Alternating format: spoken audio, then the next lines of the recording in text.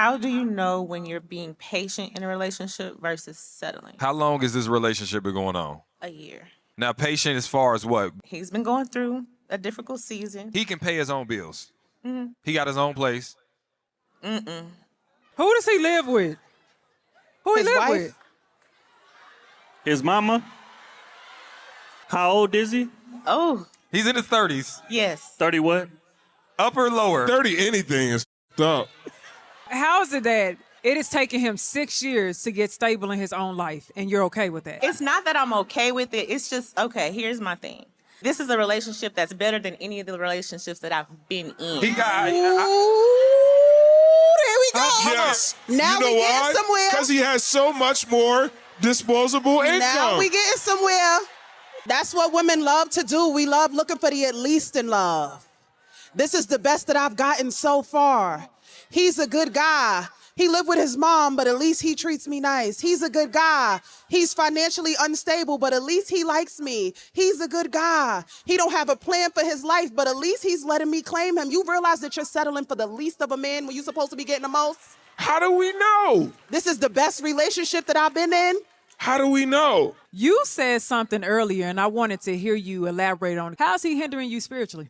God told me that I wasn't supposed to be in a relationship. God told you, right? Yeah.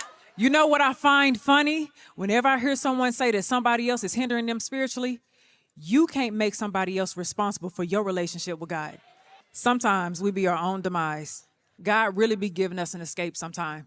And we choose to stay in the same cycle over and over and over again until it gets to the point to where God actually allows you to stay in that situation so you can learn a lesson. But sometimes when you learn the lesson, something comes with that lesson. So you will prioritize this man over instruction that God gave you. And then you try to blame this man for you being disobedient to God. Disobedience will lead you to destruction. 6 years, that man has not gotten it together.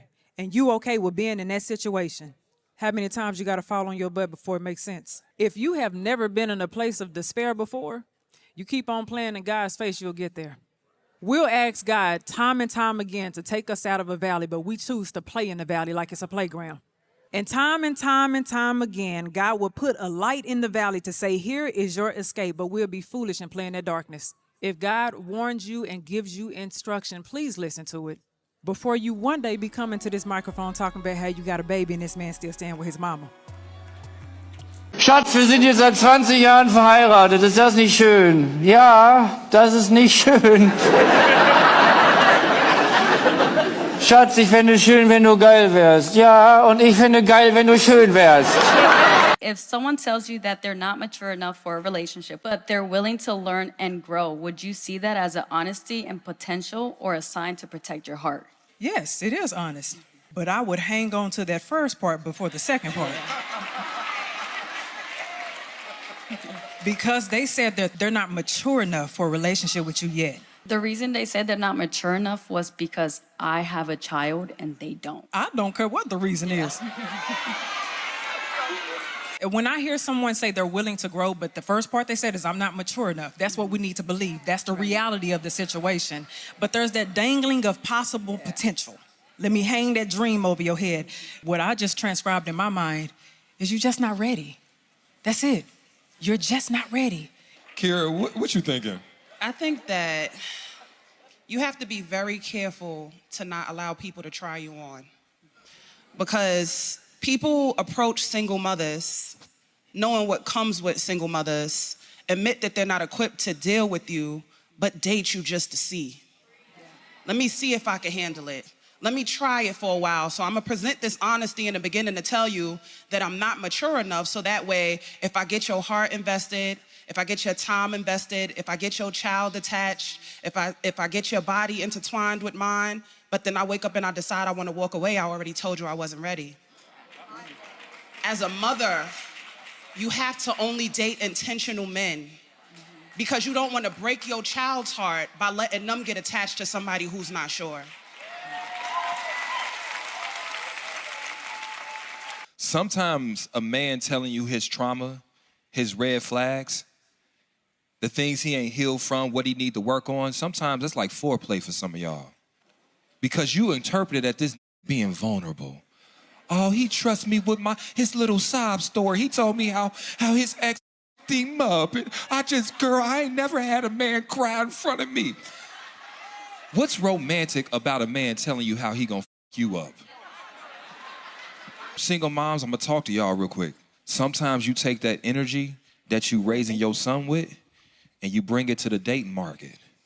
And so all a man has to show you is where he's broken, and you so used to healing boys that you don't see nothing wrong with healing this boy. And so in order for me to get that mommy energy exuded out of you, I gotta show you where I'm hurting at. And sometimes that work. I'm saying, if a man said, I'm not mature enough, why the f you listen to anything else he had to say?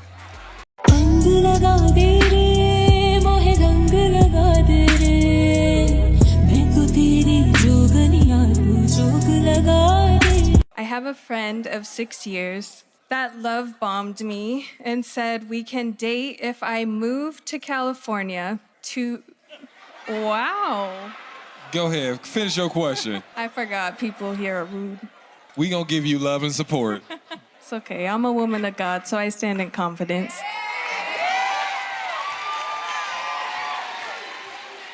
He said if I moved to California, we could try to date. But a month after visiting him, he and his ex started following each other. Is it time to let it go?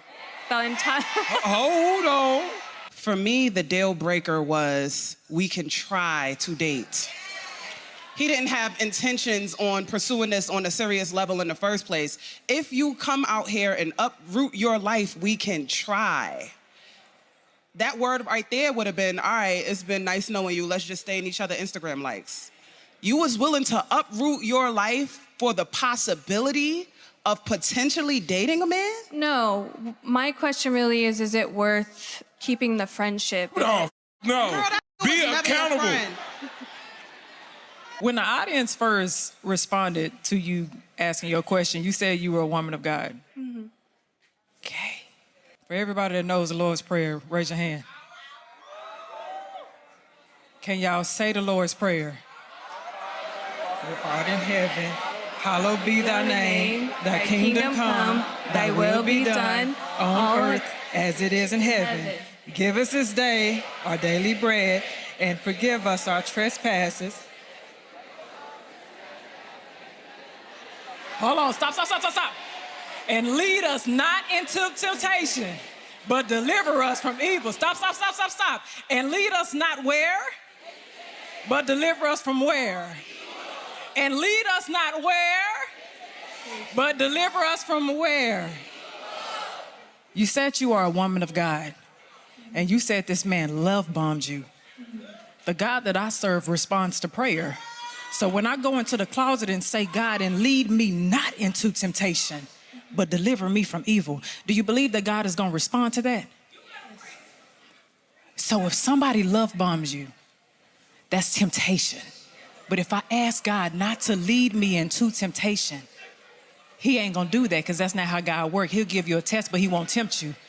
That's what the enemy does. That's his tactic. So when I go to God with this concern, and in my prayer, I close my prayer with the Lord's Prayer, he's going to respond to that. There's no confusion in it. Would you rather be with someone who challenges you or someone who brings you peace?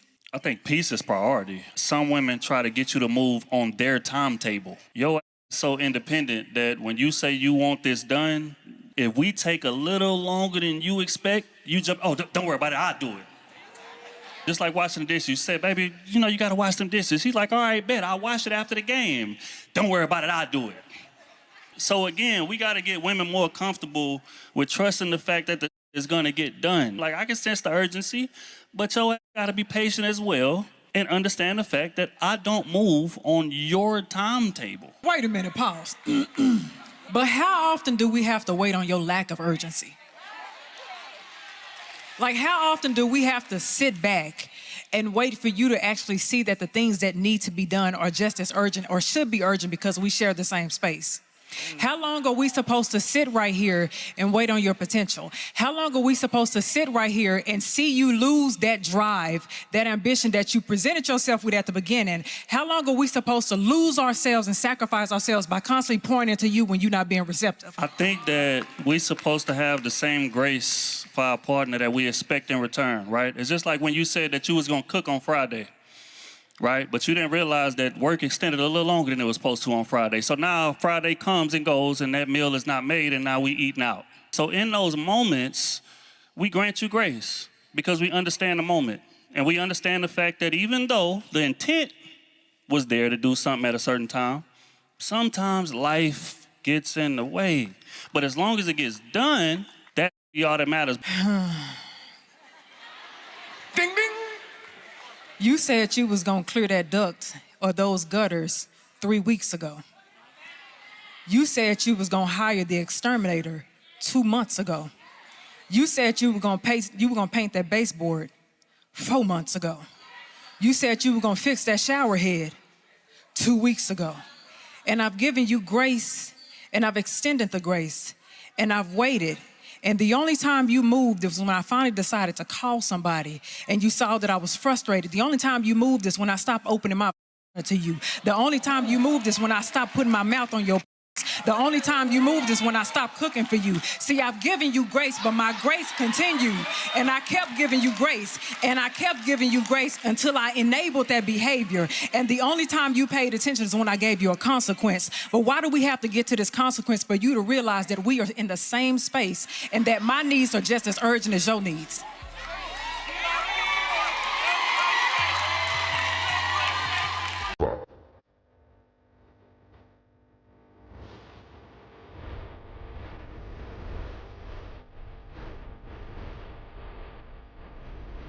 How do you know the difference between fighting for a relationship and staying in a situation where someone has already deserted you? Is it infidelity or is it just neglect? Both. The woman or the man? The woman, you say, is staying for the kids. The best thing that you can do for your children sometimes is give them a healthy representation of love. And sometimes that looks like the self-love of choosing yourself if the person that you're going to bed with is not loving you well. Because what happens is we enter into these dating pools where the men are horrible and the women are horrible because their examples were horrible. Would you be okay if your children ended up with women that do them like their mother does you? Because you said something about how do you know if it's worth fighting for or if this person has already deserted you. The minute they cheated, they deserted you. The minute they started neglecting you, they deserted you. Sometimes people will leave you emotionally, spiritually, and still be in your face physically. What is there except for their body? Is there love there? Is there nurture there? Is there respect there? No. Once the respect is gone, then everything else don't really matter. Mike, what happened? You know, sitting next to Kitty so long, the spirit would just be moving through me sometimes.